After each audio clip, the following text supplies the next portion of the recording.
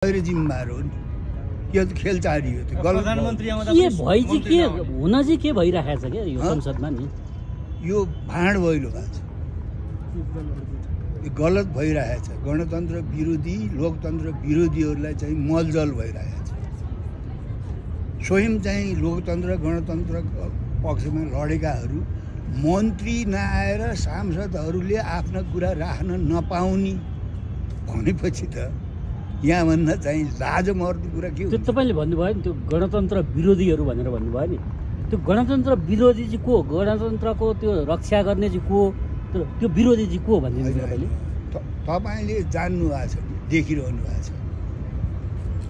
तपाईँले यो गणतन्त्र लोकतन्त्रको लागि लडेकाहरूका चरित्र व्यवहारले गर्दाखेरि अहिले त गणतन्त्रको पक्षमा लोकतन्त्रको पक्षमा लडेका समर्थन गरेका जनसाधारण समेत विरोधी भए। ठ्याक्क कला भन्नु पऱ्यो मैले तिनी जसले चाहिँ गणतन्त्र लोकतन्त्रको आन्दोलनमा सहयोग गरेका थिए, समर्थन गरेका थिए, ती साधारण जनता पनि रुष्ट भएको छन्। त्यो गणतन्त्र खतरामा छ भने सबैभन्दा धेरै खतरामा चाहिँ ठुला दलहरूबाट छ भनेर भन्छन् कतिले।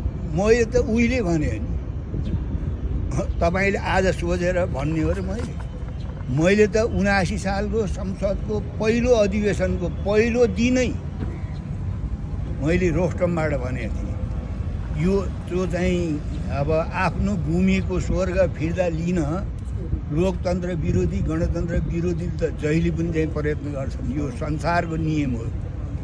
तर त्योभन्दा खतरा जसले लोकतन्त्रको लागि गणतन्त्रको लागि सङ्घर्ष गरे, जेल नेल खाए, दुःख पाए, उनीहरूकै आचरणले गर्दाखेरि उनीहरूकै व्यवहारले गर्दाखेरि लोकतन्त्र गणतन्त्रमाथि खतरा छ है भनेको मैले 2 वर्ष पहिले।